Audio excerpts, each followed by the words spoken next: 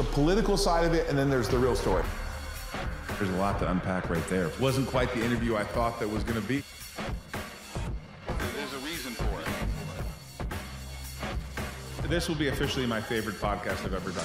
So Ron, I'm curious right now what you think the status of the hedge fund industry is. Now, I mean, I've been doing this a long time, and I know you have too, successfully. We see you all the time on CNBC everywhere, basically, and you are one of the top hedge fund lawyers in the world. There's not a question about that. But I'm curious as the evolution, say, from 1995 to today, with all the things that have happened with long-term capital management, like what's the status of getting into the hedge fund profession today? So getting into the profession today, this is probably the most institutionalized it's been from the early days in the late 90s. In the late 90s until about 2006, there was a gold rush going into the private fund industry due to Madoff, due to other factors, and the greater attention and institutional attention that focused on the industry. The pedigree that was acquired, the sophistication of the investors improved. It created a schism in the population from emerging managers to the institutional managers. And then statistically, there was a disparity in where the money was. The supermajority of the money was in the 10 largest or 10% of the largest funds, and the least amount of money in the remaining 90% or 95%.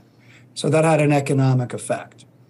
2008 hits, and the market indices are starting to correct. Private equity and venture capital, things that had longer term investments, longer yield, seem to be more in favor. As we're hitting the volatility in the marketplace now, hedge funds may start coming back into vogue. Yeah, you know, I started my first hedge fund, I believe, in '98, right after my daughter was born.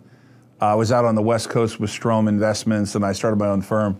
And it was a different culture then. You couldn't really self-custodian. There was a bunch of things you could not do. And, Correct. And the levels were different in terms of whether you were SEC or state. And that seems to have completely flipped upside down. I mean, the state of the industry, to me, as I re-entered into it a couple years ago, is completely different. So do you get the young hedge fund guy coming to you saying, hey, I got 10 million, I want to start a fund? Or is it like you said earlier, just really so institutionalized that the young hedge fund manager, he or she can't enter the market? So part of it's perception and part of it is reality. And I'll explain why I'm bifurcating the two.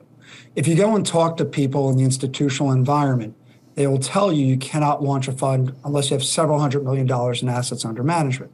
They're not being dishonest, but that's really all they know. And it depends on what your expectations are. Same way, like how often you get asked, is X or Y a good investment?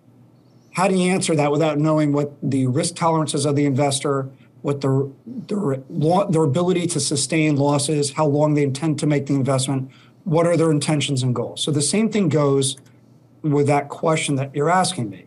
We still have managers who are launching funds with 5 or 10 million, but I'm finding that the sophistication of the emerging manager is on average better today than it was 15 years ago, when the storyline was it was two guys in a Bloomberg terminal. So we recently launched a short biased fund, which I find interesting. We've been doing cannabis funds and crypto funds and long short equity and long only. We're seeing everything in every flavor. And post what's going on with the banking industry, we're seeing greater increase in the number of funds doing alternative finance. So there are people starting funds that start 10, 20 million and do grow that. They still exist. I think there's just fewer of them doing it by virtue of what they're hearing the marketplace tell them. How dominant is, there used to be a time where we blamed everything on the hedge funds. I mean, basically bad or good, shorting, either the whole GameStop thing, Melvin Capital, all that. But how dominant are the hedge funds today relative to the big size of, think of the BlackRocks and the Vanguards of the world? I'm curious. I know those are much bigger, right? But sure. I'm curious as to what you think has today, how big the impact is on the hedge fund industry today. Like how big are they in the marketplace relative to where they were, say, 10, 15 years ago? Well, they're impactful, and we know that on some level the SEC has them on the radar. with changes and updates to Form PF. Which are regulatory filings you do when you have a certain level of assets under management. And the government's trying to understand the interconnectedness of all these different assets on a leverage basis and how it affects the market as a whole. But going back to what you said, sure, hedge funds were definitely demonized in the late 90s and early 2000s. I actually felt that it was me in the media that took the pro side of the hedge funds versus all these other people that were taking pot shots and blaming hedge funds for the ills of the marketplace. I don't think hedge funds are now looked at with the same negativity they used to have. I think now, on average, they're more accepted and more welcome than they had been previously. And you can also tell that by the counterparties that do business with the hedge funds versus who they were 20 years ago as well. It's some of the larger institutions that either thought it was beneath them or there wasn't money to be made. Nowadays, people realize there's money to be made if you know what you're doing. Yeah, I don't. You like to say the word necessary evil because I don't think they're an evil, but I'm curious as to your thoughts. Like just today, like the last couple of days, there's been conversation about the lead and copper wiring inside some AT&T infrastructure plants and the cost of getting those lead out of there, and like hedge funds like sort of dig in, and they're credited with planting these stories, but they turn out to be true.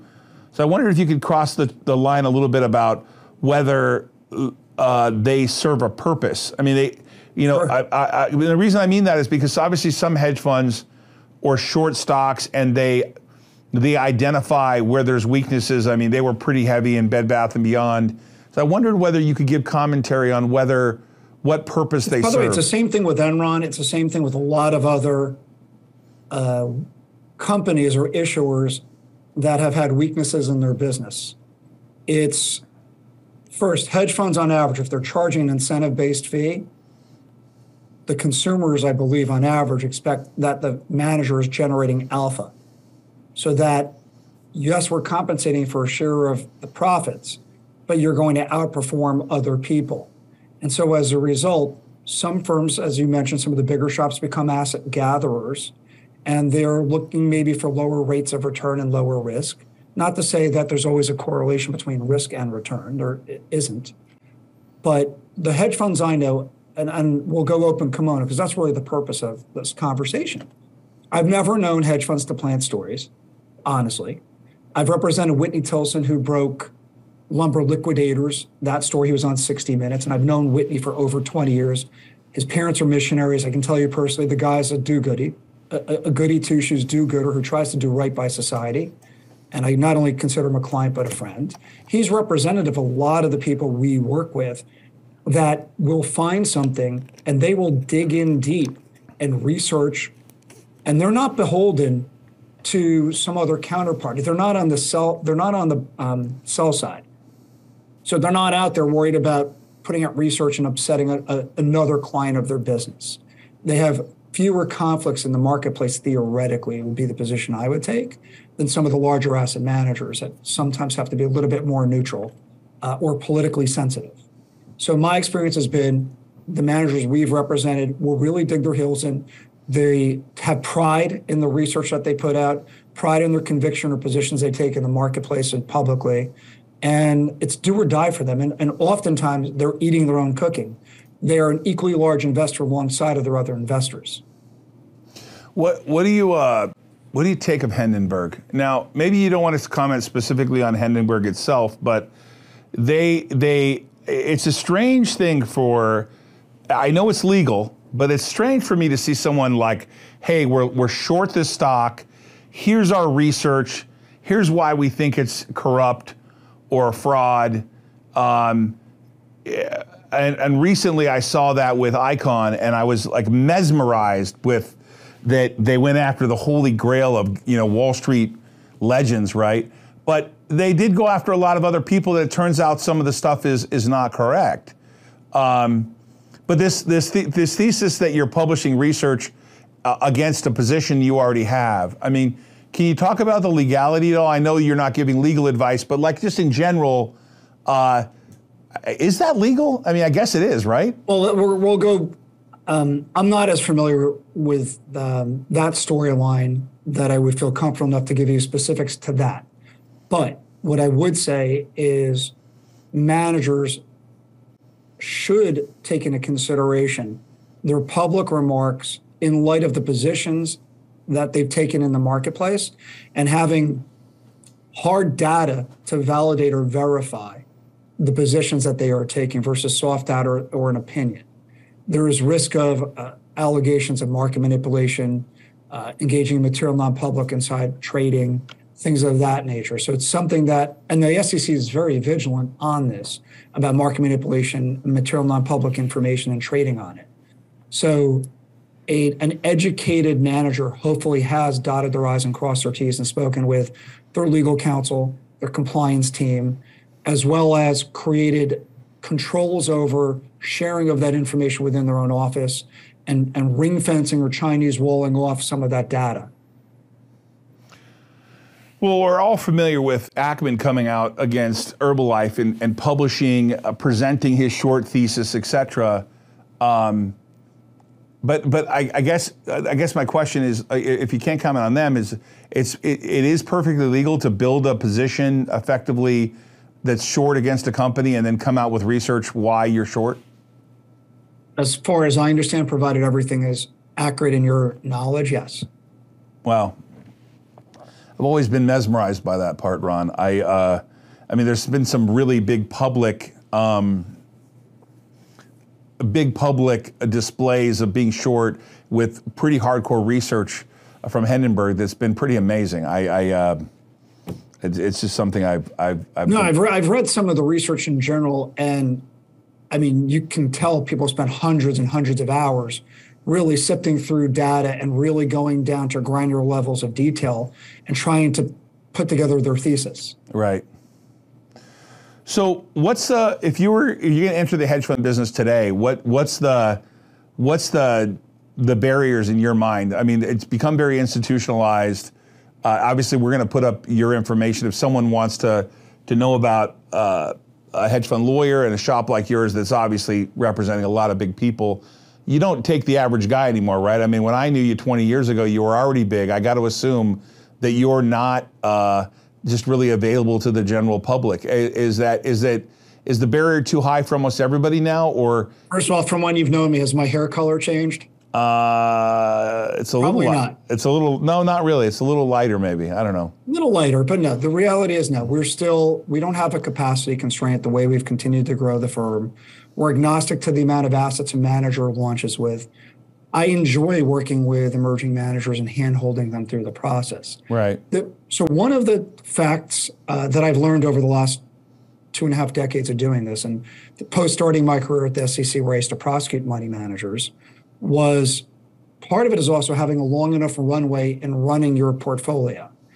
According to one of my friends in the marketplace who's in prime brokerage, he educated me by saying it usually takes 7 years for a manager from start to really hit their stride. So going into the business and thinking year 1, year 2, year 3, I'm going to hit a home run, that's not how it works on average. There are exceptions to every rule, but you really should plan on being in this for 5 to 6 to 7 years. So you want to make sure you have enough cash to survive if you're just treading water. 2, the barrier to entry is actually picking the right service providers.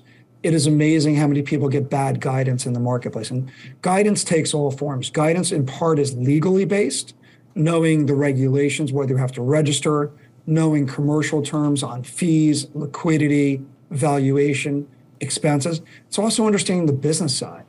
It's being able to talk to somebody and say, hey, look, I know you want to do this, but this is what you can expect. Because it's not always dispensing the same advice to everybody. It depends. It's very fact and circumstance based. It's personality based.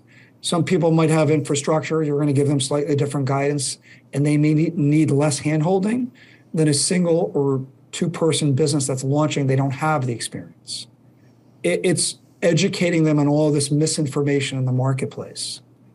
It's the short version was going to say everybody has an opinion, and not everybody's deserving or their opinion's accurate. So there's a lot of misinformation.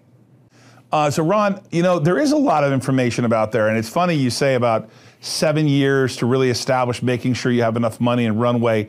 If you want to build an asset management business, you want to be in the hedge fund business, you got to run it like a business. But you know, these shows glamorize things like Billions, where they glamorize how you're going to raise money and how you're going to be in the business and stuff like that.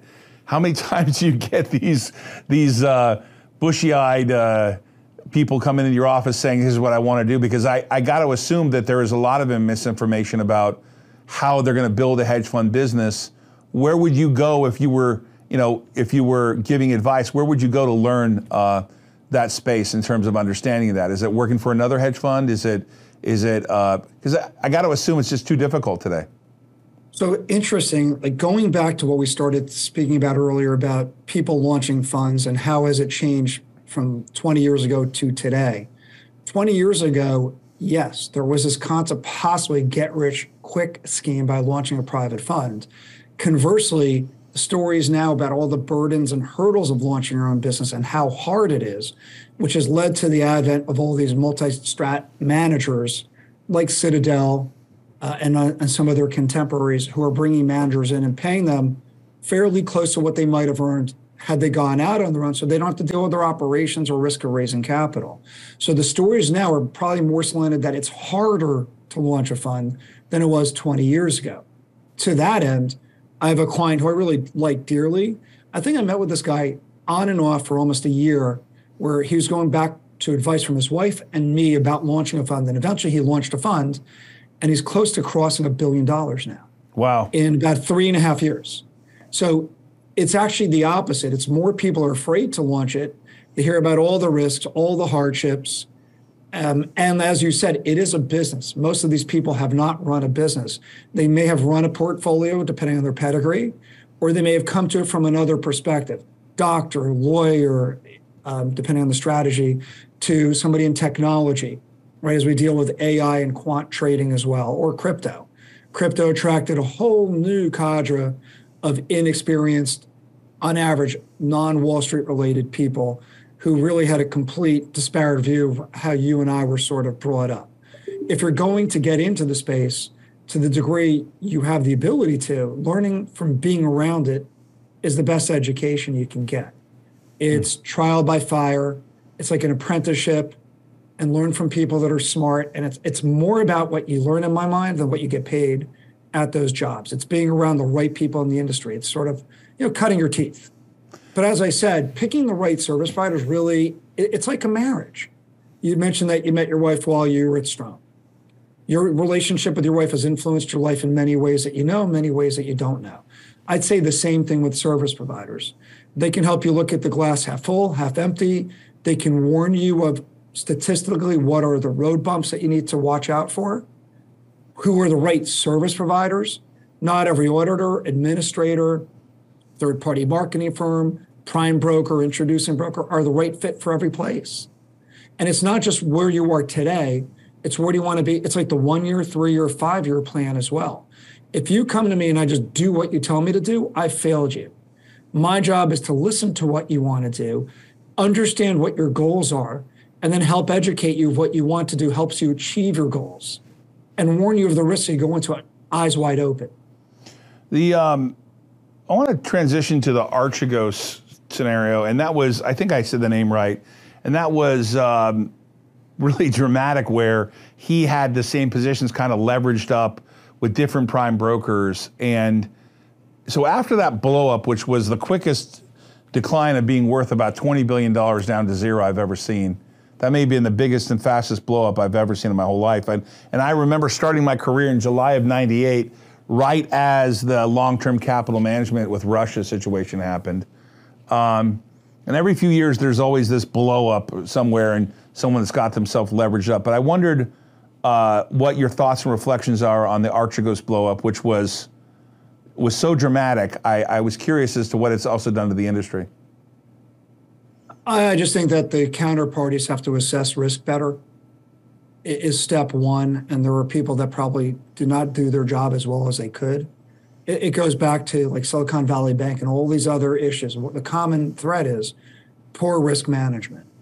And people feel like, and I don't know if you've ever heard this saying, people's last trade tends to be their biggest trade.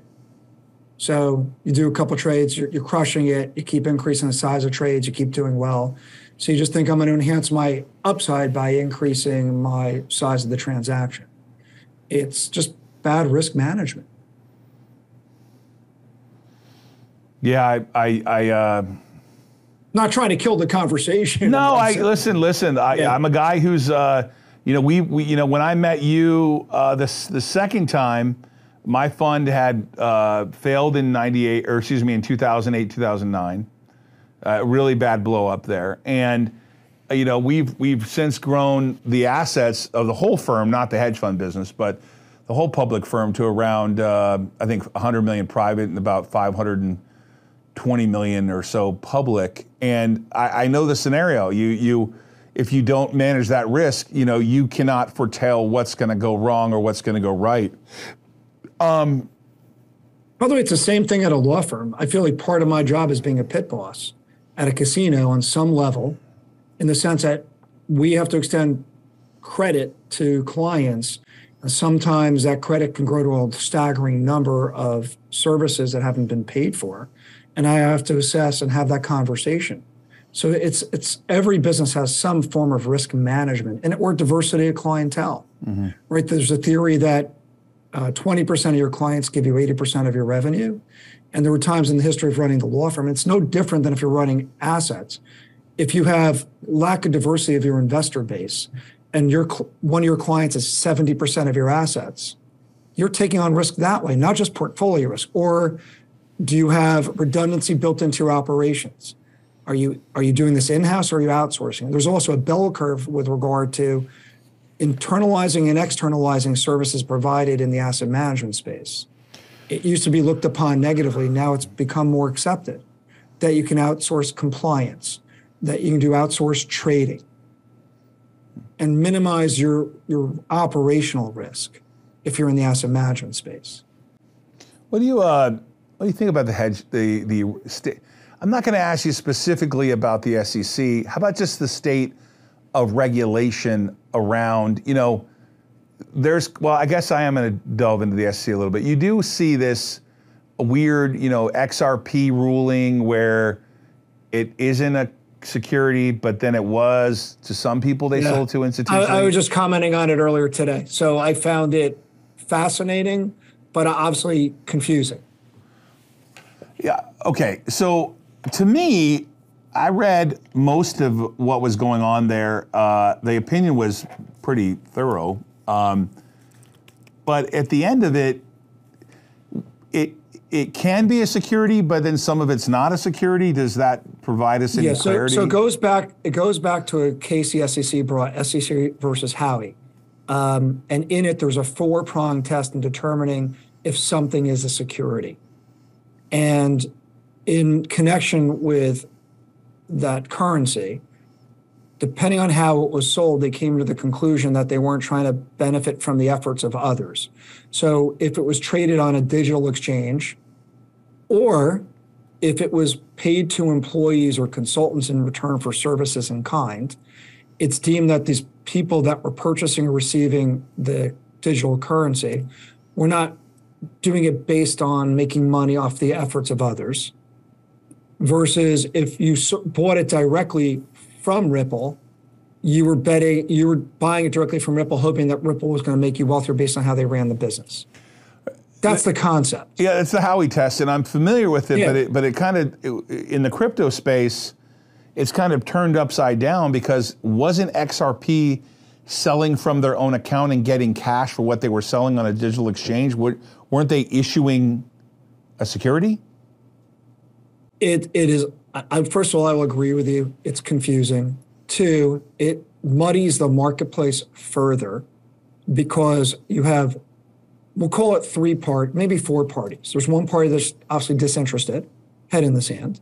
There are the people that are pro-crypto that are saying these laws do not apply to us. This is a new technology. Those are old laws. There are the traditionalists that come from traditional parts of the asset management industry that say, look, it's clearly a security. People are buying it to make money. It's just, let's look at it in a macro level. It's confusing at best. You have the SEC bringing cases against Coinbase and Binance, It's going to depend on, in part, and I'm not a litigator at this stage of my life, even though I started at the SEC, but it's going to depend on whether the courts in which these other cases are in follow the opinion of this court that just ruled partially in favor of Ripple and the SEC's position on it. And I was hoping that Congress might step up and create clarity and look at the rules, or not leave it in the hands of the SEC in litigation. Usually litigation does not result in the best rule of law.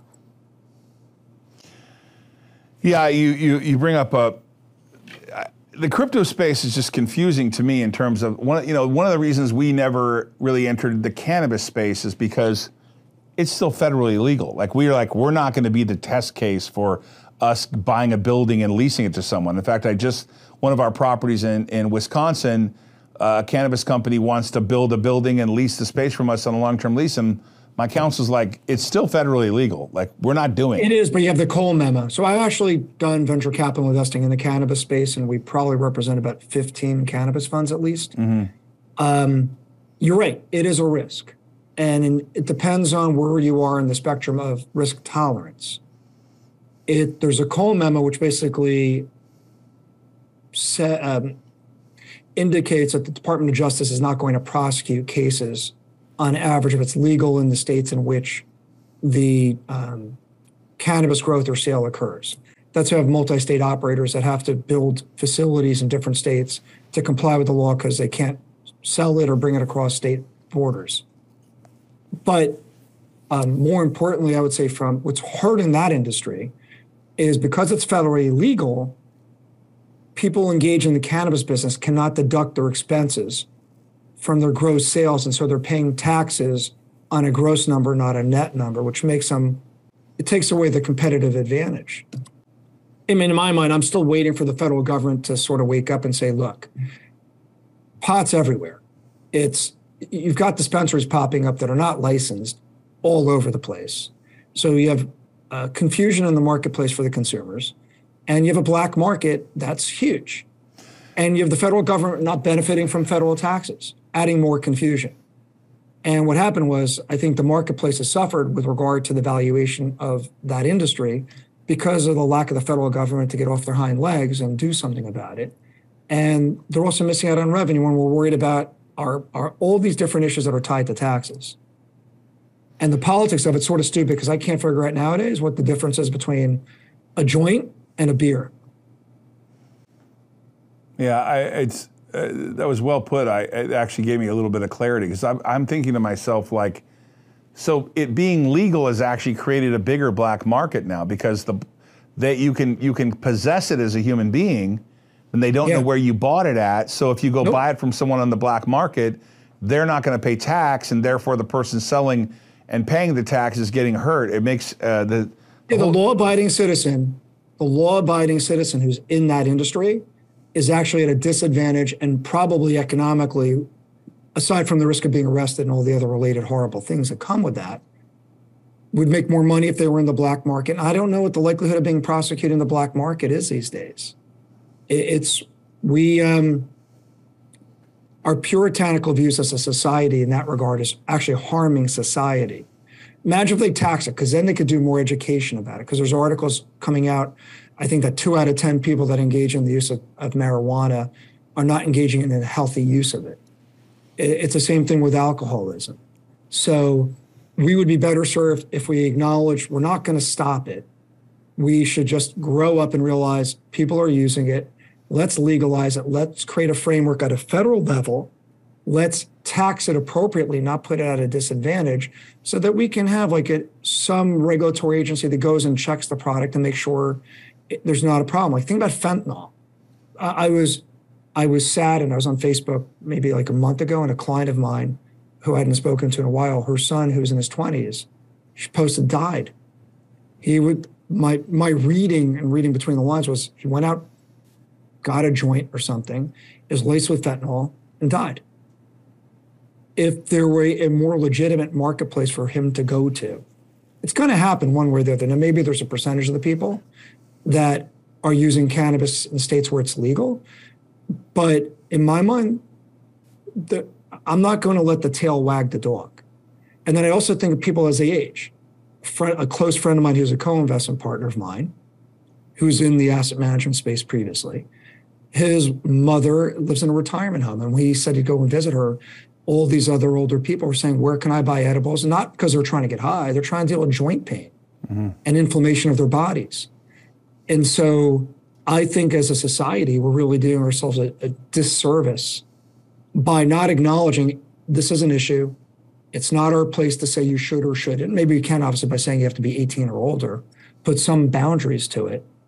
But it's going to go on anyway. So you might as well acknowledge it, implement rules that we can enforce, tax it so we can use some of the tax money to educate, and focus on the next issue. You know, I deal with the SEC. We all deal as a public company, and my different chairmanships and stuff with different public companies. And so I want to talk about this, and I want to talk about 2008 and whether it can happen again. So the current, what do you think happens here going forward with the outline of what's happening with crypto and the SEC? I can't quite get my hands on whether or not the current administration is going to make things easier or not. It just seems like to me that a lot of button heads there. So, unfortunately, if you're a regulator, you're damned if you do, you are damned if you don't. If they don't take action, there already is, and I don't want to suggest that the people who are fraudsters are the people that are in the crypto space. There are fraudsters in every industry, so let's sort of pull that out of the bag. But there are a lot of, as an industry, same thing with cannabis, same thing with pretty much every industry. One of the business models, you go from growth, hyper-growth, consolidation. Crypto went through hyper-growth. I would posit that some of the institutions that got involved in crypto, their growth outstripped their ability to operate properly and to handle regulation. And so in that path from growth to hypergrowth to consolidation, there's some skeletons in the closet that probably should be cleaned up.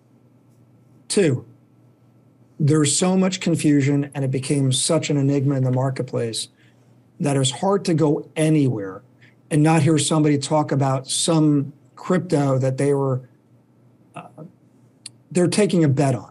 It was just, they were taking risks. I remember going to the beach and listening to somebody talk about Dogecoin and how they were buying it and they were sold it and bought a new car. It was a really young person. So I literally imagine that there have been many people have lost money, and whether it's a bubble or not is for each person to decide for themselves. But if we don't have regulation there, then one might argue that the government bears some fault in seeing a problem developing and not having stepped up to look how to be paternalistic and protect the marketplace. What's going on right now harms everybody. It harms the industry and it harms the investor because there's confusion.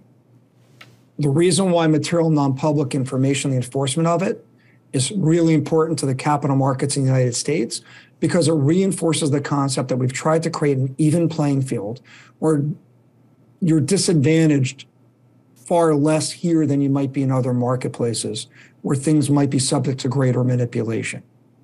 I'm not saying we're at zero, but I think if you look at the US in a vacuum, you might be upset. If you look at it on a macro level to the rest of the world, we should be proud of what we've accomplished.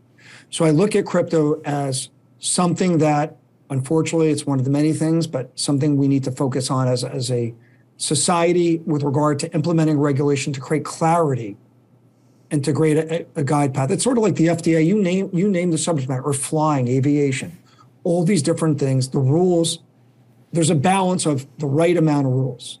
Too little is not good. Too much is not good. What's the right equilibrium? And we're not there yet on the crypto space. We saw GameStop run up and this crazy meme stock thing that happened. And I've heard this terminology in the 34 years I've been around, that it's different this time. And for me, it's one lesson I've learned, that it's never different this time, that the fundamentals always eventually matter. And I was doing interview shows in which people were attacking me for saying that AMC shouldn't be at $40 or GameStop, we're never going to sell it. Diamond Hands, the media's interviewing people that bought it and said, I'm never going to sell it. Wall Street's corrupt. All these things they were doing. And of course, it's down to $23, $24 and AMC's down to $4. And I've suffered so many personal attacks on the public marketplace. The small cap market is, to me, just completely makes no sense that the way it operates today. I mean, it's just obliterated. I guess going back to my memory of 2008, 2009, and the housing debacle, and I used my prime broker was Bear Stearns. I did business with Lehman Brothers. I had a position in IndyMac Bank. I was long General Motors. I don't know how else I could describe the perfect storm for me. And it was the perfect storm. Can that happen again? Because I don't think people, the young people today that are trading on Robinhood do not realize what happened in 2008, 2009. They don't see it. So the answer to your question, yes. And I can say that with certainty. That's not a guess. It's not an if. You can take that to the bank. You ever hear this thing called the tulip bulb craze? It happened in Holland. Of course, I'm very familiar with it, yeah. That wasn't a week ago, it wasn't 10 years ago, it was hundreds of years ago, right? Right. The 60s, all the tech stocks. Right, the Nifty 50. Bubble after bubble, there will be another bubble. Right. It may not be the exact same bubble, but it will exist. 2, we have a whole fleet, a whole population of people that have never seen a bear market. It's like saying our kids are spoiled, but yet we raise them in a middle class or upper middle class home. We expect them to understand the value of money. It's the same thing. How can you expect people to understand the bear market or to understand pain if you haven't suffered pain? So unfortunately, it's a learning lesson. And those of us who have had that experience, who might be a little bit more cautious or weathered, the advantage lies in our hands on average. Unless for some reason someday we have a perpetual bull market, but I can't see that happening. So yes, it can happen again. Hopefully we learn from the past bubbles and we try and fix it, but there's always something that we haven't seen. You got any comments on AI entering the asset management space? It's pretty an intense subject. I mean, it seems like it's everywhere. It is everywhere. So if you went back 4, 5, 7 years ago, I heard rumors that Google was going to get into the asset management industry. Oh, geez. That I was a little concerned if that did, it would put a lot of people out of business. But if we go back to the beginning of our conversation, we said if somebody's looking to earn a piece of the profits on their gains, they generally have to provide alpha. If we're all armed with similar or fairly similar AI, how then do you generate alpha?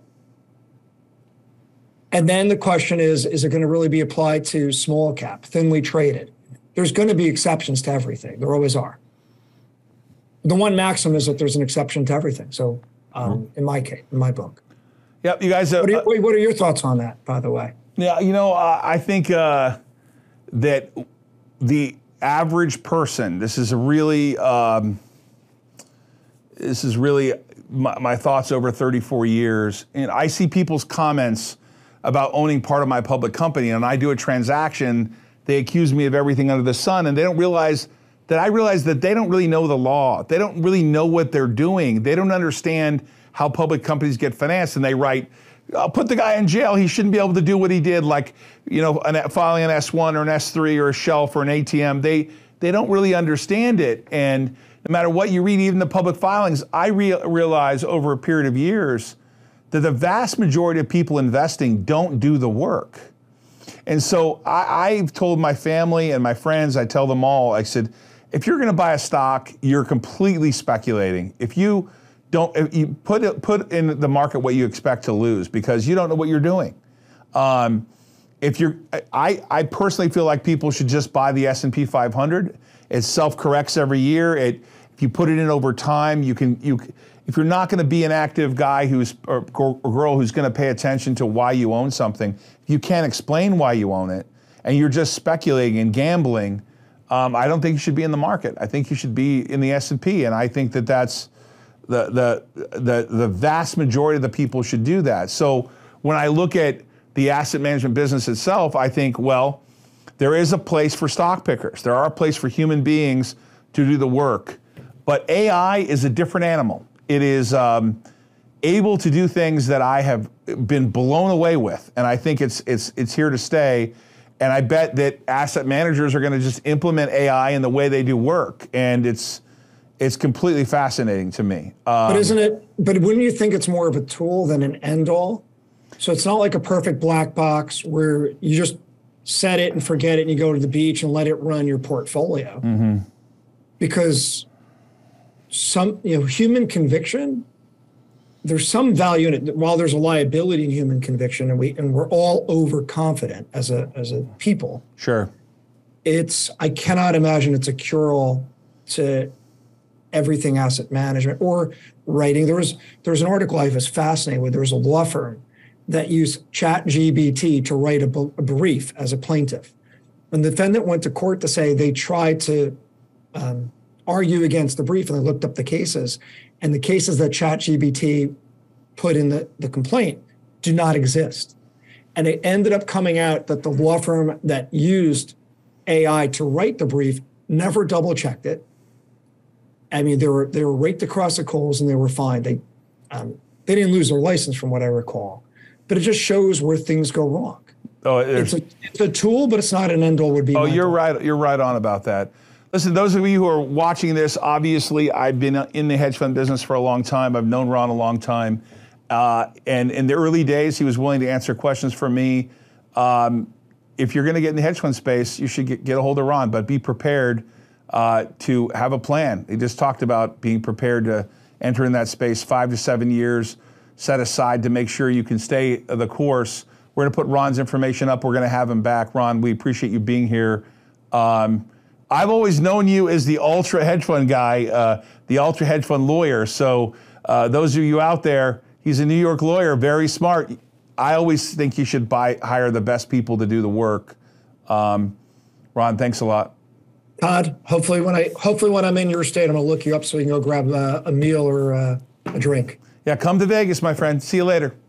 All right, buddy. Take care. Bye-bye. I'm going to explain to you real quick.